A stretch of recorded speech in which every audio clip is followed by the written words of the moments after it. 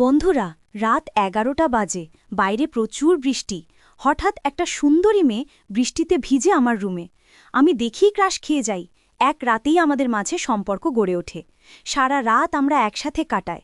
তো বন্ধুরা, আজকের গল্প শুনলে তোমাদের লুম দাঁড়িয়ে যাবে। পুরো গল্পটির মজা পেতে ভিডিওটি স্কিপ না করে দেখো। আর ভিডিওটি দেখার আগে কানে হেডফোন লাগিয়ে নাও। আর একটা অনুরোধ, তোমার আপুর চ্যানেলটি সাবস্ক্রাইব করে দাও। তাহলে শুরু করি আজকের গল্প। রাত তখন প্রায় ১১টা পেরিয়ে গেছে। বাইরে আকাশ ভেঙে ঝমঝমিয়ে বৃষ্টি পড়ছে। সঙ্গে বইছে প্রবল ঝড়। দরজায় এক নাগারে জোরে ধাক্কা পড়ার শব্দে ঘুম ভেঙে গেল। এমন রাতে কেই বা আসবে? দরজা খুলতেই দেখলাম বৃষ্টিতে ভেজা এক অপূর্ব সুন্দরী মেয়ে। তাকে দেখে প্রথম দর্শনেই এক তীব্র আকর্ষণ অনুভব করলাম। এ যেন কোনো সিনেমার দৃশ্য। মেয়েটি আমাকে কিছু বলার সুযোগ না দিয়ে দ্রুত ভেতরে ঢুকে পড়ল। আমি অবাক হয়ে কেবল দেখছিলাম। মেয়েটি কাঁপছিল। তার অবস্থা দেখে মনে হলো অনেকক্ষণ ধরেই দুর্যোগের শিকার। আমি দরজা বন্ধ করে বললাম, কে আপনি? এত রাতে এখানে কি করছেন? সে হাঁপাতে হাঁপাতে বলল, পরে বলছি, আগে একটা শুকনো কাপড় দিন।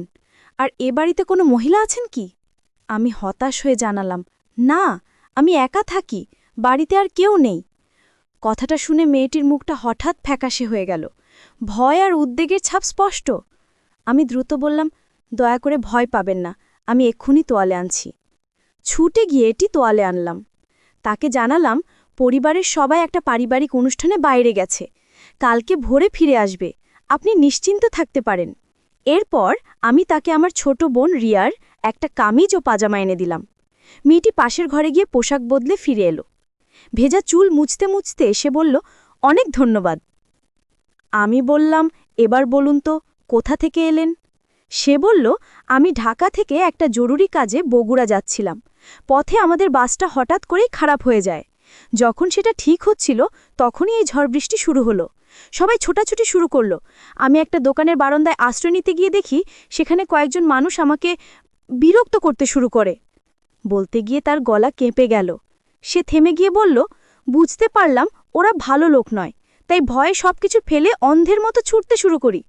চারিদিকে শুধু ফাঁকা রাস্তা, বাড়িঘর নেই। শেষে আপনার এই বাড়িটা চোখে পড়ল। আমি বললাম, খুব ভালো করেছেন, কিন্তু এই বাড়িতে আমি একা পুরুষ মানুষ, আমাকে দেখে আপনার একটুও ভয় করছে না? মেয়েটি আমার চোখের দিকে তাকিয়ে দৃঢ়ভাবে বলল, না, আপনার চোখে কোনো খারাপ উদ্দেশ্য দেখিনি, আপনাকে বিশ্বাস করা যায়। তার এমন সরল বিশ্বাস দেখে আমার মনটা আনন্দে ভরে গেল। সে দেখতে যতটা মিষ্টি, তার আচরণ ঠিক ততটাই সহজ ও মানবিক। তার ভেজা যাওয়া মুখের সারল্য আর ভেজা চুলে স্নিগ্ধতা আমার মনে এক অব্যক্ত ভালো লাগা তৈরি করেছিল। ঠোঁট দুটো দিকে তাকিয়ে এক লহমার জন্য আমার মধ্যেও রোম্যান্টিক ইচ্ছা জেগে উঠেছিল। সে জিজ্ঞেস করল, আমি কি আপনাকে খুব বিরক্ত করলাম? আমি হেসে বললাম, আরে না, বিপদের সময় সাহায্য করা তো মানবিক ধর্ম। সে বলল, আপনি সত্যিই খুব ভালো মানুষ। এরপর সে মাথা নিচু করে আমার দিকে তাকিয়ে রইল। চোখাচোক্ষি হতেই বুকের ভেতরটা যেন নেচে উঠল। তার ভেজা স্নিগ্ধ রূপটা আমার হৃদয়ে গেঁথে যাচ্ছিল। তাকে বললাম, দুঃখিত হওয়ার কিছু নেই, আমি বরং দেখি কিছু হালকা খাবার আছে কিনা। সে জানালো, বাইরে খেয়েছে, আশ্রয়ের জন্যই যথেষ্ট। এরপর সে চুপচাপ আমার বিছানায় বসল। আমি কিংকর্তব্য বিমূঢ় হয়ে ভাবলাম, এই কি পরিস্থিতি। আমার ইচ্ছে করছিল শুধু ওর দিকে তাকিয়ে থাকতে। এমন সুন্দরী মেয়েকে একা রেখে অন্য ঘরে যাওয়া সম্ভব নয়। সে বলল, আপনি শুতে যেতে পারেন, আপনি ক্লান্ত। আমি বললাম, না, আমি মোটেও ক্লান্ত নই, বরং ভালো লাগছে। কেন ভালো লাগছে জানি না। কথাটি বলেই আমি হাসলাম। সে মাথা নিচু করে মিটিমিটি হাসল, যেন আমার মনের কথা বুঝতে পেরেছে। আমার মনে পড়ল পাশের রুমে টোস্ট বিস্কিট আছে। ছুটে গিয়ে কয়েকটা বিস্কিট আর এক গ্লাস জল নিয়ে এসে তাকে দিলাম। সে দ্রুত খেয়ে বলল, ধন্যবাদ, খুব উপকার হলো, খুব খিদে পেয়েছিল। আমি বললাম, ঠিক আছে। এবার আপনি কি একটু ঘুমোবেন? সে বলল, হ্যাঁ, চেষ্টা করব, ঠান্ডায় খুব কাবু হয়ে গেছি। আমি বললাম, ঠিক আছে, আপনি তবে বিশ্রাম নিন, আমি পাশের ঘরে গিয়ে শুয়ে পড়ছি। আমি তাকে ওই ঘরে রেখে অন্য ঘরে চলে এলাম। বিদ্যুৎ নেই, সোলার প্যানেলের আলোও নিভু নিভু। এমন রাতে অন্ধকারে শুয়ে থাকা আরামদায়ক হলেও পাশের রুমে সেই মেয়েটিকে রেখে আমার চোখে ঘুম আসার প্রশ্নই ওঠে না। তাকে দেখার পর থেকেই আমার হার্টবিট বেড়ে গেছে। সারাক্ষণ শুয়ে কেবল তার কথা ভাবছি। তার ভেজা চুল আর মায়াবী মুখ বারবার চোখের সামনে ভেসে উঠছে। এমন অস্থিরতা আর অস্বস্তি নিয়ে বেশিক্ষণ শুয়ে থাকা অসম্ভব মনে হলো। এমন সময় তার গলার আওয়াজ শুনলাম। সে এই ঘরের দরজায় এসে দাঁড়িয়েছে। বলল, আপনি কি ঘুমাচ্ছেন? আমি বললাম, না, ঘুমাইনি এখনো। আসুন। মেয়েটি সেখানেই স্থির হয়ে রইল। বলল, আমার একদম ঘুম আসছিল না, তাই আপনাকে বিরক্ত করতে চলে এলাম। আমি বললাম, বিরক্ত বলছেন কেন? এমন সুন্দর রাতে আপনার মতো। বলতে গিয়ে আবারও লজ্জা পেলাম এবং থেমে গেলাম। মেয়েটি চুপচাপ দাঁড়িয়ে রইল। আমি বললাম, ভেতরে আসুন, আলো নেই, লাইটটা নষ্ট, মোবাইলটাও অন্য ঘরে। চলুন, আমাদের প্রথম ঘরে গিয়ে বসি। সে বলল, না, এখানেই বসি, অন্ধকারে গল্প করতে আমার খুব ভালো লাগে। মেয়েটি হাতড়ে হাতড়ে রুমে ঢুকল এবং বিছানার দিকে এগোতে লাগল। আমি কথা বলতে বলতে যখন সে বিছানার কাছে এলো, তখন হঠাৎই আমি তার হাত ধরে ফেললাম। বললাম, এই তো, আমি এখানে, আসুন, বিছানাটা এদিকে। আমি হাত ধরার পরই নিজেকে ধমক দিলাম। এ কি করলাম? অন্ধকারে মেয়েদের হাত এত কোমল হয় সেটা আজই প্রথম অনুভব করলাম। জীবনে কোনো মেয়ের হাত ধরার সুযোগ আমার আগে হয়নি। হাতটা সত্যি খুব নরম আর মসৃণ ছিল। মেয়েটি আমার একদম কাছে এসে বসল। তারপর আস্তে করে হাতটা ছাড়িয়ে নিতেই আমি বললাম, খুব দুঃখিত। সে কিছু বলল না, চুপ করেই বসে রইল। এই রাতটা আমার কাছে এক স্বপ্নের মতো মনে হতে লাগল। পাশে এক অপূর্ব মেয়ে, চারপাশে গাঢ় অন্ধকার আর বাইরে ঝমঝম বৃষ্টি। আমার হৃৎস্পন্দন বেড়ে গেল। আমি বললাম, বাইরে কি চমৎকার বৃষ্টি হচ্ছে, তাই না? সে মৃদুস্বরে বলল, হ্যাঁ, একদম রোমাঞ্চকর রাত। আমি লজ্জায় আর কোনো কথা বলতে পারলাম না। সে জানতে চাইল, আপনি বিয়ে করেননি? আমি বললাম, না, এখনো পড়ালেখা শেষ হয়নি। সে বলল, ও, বাড়িতে কে কে থাকেন? আমি বললাম, বাবা, মা, ভাই, ভাবি। সে বলল, আর আপনার? সে বলল, আমরা 2 বোন, মা, বাবা এবং দাদু দিদা। এরপর অনেকক্ষণ নীরবতা। বাইরে প্রবল বর্ষণ আর বিদ্যুৎ চমকানো চলছিল। আমি বললাম, আপনার নামটাই তো জানা হলো না। সে জানালো, আমার নাম নীলাম্বরী। বললাম, বাহ, কি সুন্দর নাম। কিসে পড়াশোনা করেন? সে জানালো, অনার্স প্রথম বর্ষে। এরপর আবারও দীর্ঘ নীরবতা। আমি গল্পের একটা নতুন বিষয় খুঁজছিলাম, কিন্তু নীলাম্বরী ছাড়া আমার মাথায় আর কিছুই আসছিল না। গাঢ় অন্ধকারে সে ঠিক কতটা দূরে বসে আছে তা দেখতে পাচ্ছিলাম না। শুধু তার স্বর শুনে বুঝতে পারছিলাম সে একদম কাছে বিছানায় পা তুলে বসে আছে। ইচ্ছে করছিল তাকে একটিবার ছুঁয়ে দিই। নীলাম্বরী হঠাৎ বলল, আপনাকে একটা ব্যক্তিগত প্রশ্ন করি? আমি বললাম, অবশ্যই। সে বলল, আপনার কি কোনো প্রেমিকা ছিল না? আমি বললাম, ছিল একজন, গত বছর সম্পর্ক ভেঙে গেছে, তারপর নতুন করে কিছু হয়নি। সে বলল, আপনার? আমি বললাম, আমার কোনো সম্পর্ক হয়নি। অনেকে প্রস্তাব দিয়েছিল, কিন্তু ভেবেছিলাম অনার্স শেষ করে তারপর। সে হেসে উঠল। আমি লজ্জা পেয়ে বললাম, হাসলেন যে, প্রেম করবেন না? সে বলল, করব তো, তবে মনের মতো কাউকে খুঁজে নিতে হবে। আমি মুখটিকে হেসে বললাম, এত কাছে এমন সুদর্শন ছেলে বসে আছে, আপনি কি আরও কাউকে খুঁজবেন? তার প্রতিক্রিয়া দেখার জন্য ভয় পাচ্ছিলাম, কিন্তু সে লজ্জা কাটিয়ে বলল, এত দ্রুত কি প্রেমে পড়া যায়? আমি বললাম, আমি তো পড়েই গেছি। কার? আরে, একটু আগে যার হাত ছুঁলাম, সেই বৃষ্টি ভেজা মুখ দেখেই আমার মনের ঘণ্টা বেজে গেছে। নীলাম্বরী ভীষণ লজ্জা পেল। লাজুক কণ্ঠে বলল, সত্যি? আমি বললাম, 3 সত্যি। কথাগুলো বলার পর আমার বুকের ভেতর যেন ধরফর করছিল। লাগামহীনভাবে ওকে প্রপোজ করে ফেললাম। যদি রেগে যায়? ঠিক তখনই খুব জোরে বাজ পড়ল। নীলাম্বরী ভয়ে চিৎকার করে উঠল, ও মাগো, আপনি কোথায়? তাকে ভয় পেতে দেখে আমি মুহূর্তেই অন্ধকারে তাকে 2 হাত দিয়ে জড়িয়ে ধরলাম, একেবারে আমার বুকের কাছে। তার উষ্ণ নিঃশ্বাস আমার গলায় পড়ছিল। হৃৎস্পন্দন যেন থেমে যাচ্ছিল। জীবনে এমন করে তাওকে কাছে পায়নি। নীলাম্বরী শক্ত করে আমাকে জাপটে ধরল। এক স্বর্গীয় অনুভূতি হচ্ছিল। ইচ্ছে করছিল এই রাত যেন কখনো শেষ না হয়। অনেকক্ষণ পর নীলাম্বরী নিজেকে সামলে নিয়ে বলল, সরি। আমি তাকে ছেড়ে দিলাম। সে একটু দূরে সরে বসল। অন্ধকারেও মনে হলো সে প্রচণ্ড লজ্জা পেয়েছে। আমি বললাম, জীবনে প্রথমবার কোনো মেয়েকে এভাবে জড়িয়ে ধরলাম। এতটা ভালো লাগা মিশে থাকে জানা ছিল না। নীলা, তুমি কি রাগ করেছ? সে বলল, না, রাগ করব কেন? প্রেমে পড়ে যাওয়াটা তো স্বাভাবিক। তাছাড়া এমন ঝড় বৃষ্টির রাতে একা একটা মেয়েকে কাছে পেলে কি অনুভূতি হতে পারে আমি বুঝতে পারছি। তার এই কথায় আমি আরও লজ্জিত হলাম। কিন্তু মনকে বোঝানো কঠিন।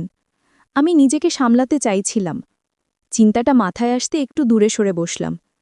নীলাম্বরীও হয়তো আমার অস্বস্তিটা বুঝতে পারল। সে কিছুক্ষণ চুপ থেকে বলল, আমি বরং ওই ঘরে যাই, আপনি বিশ্রাম নিন। কথাটা বলেই সে বিছানা থেকে নেমে পড়ল। আমি দেখলাম সে দরজার সামনে চলে গেছে। তারপর বলল, শুভরাত্রি। আমি দীর্ঘশ্বাস ফেললাম। আমার বুকে আগুন জ্বালিয়ে দিয়ে এখন শুভরাত্রি?